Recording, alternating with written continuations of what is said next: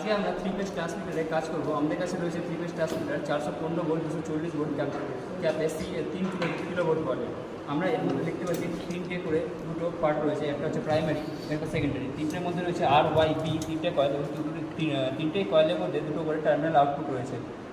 দেখে নেওয়ার পরে আমরা এখানে এটাকে কানেকশন করব। এখানে ফেজের জন্য রেড এবং ব্ল্যাকটা ইউজ করছি নিউট্রালের জন্য।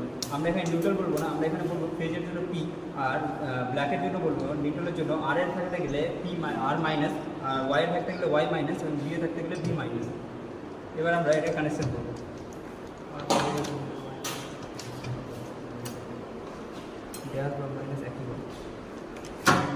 আমরা ফেজ থেকে তিনটে ফেজ আউটপুট নিয়ে নিয়েছি এবং নিউট্রালটাকে তিনটাতে শর্ট করে একটা কানেকশন বের করব।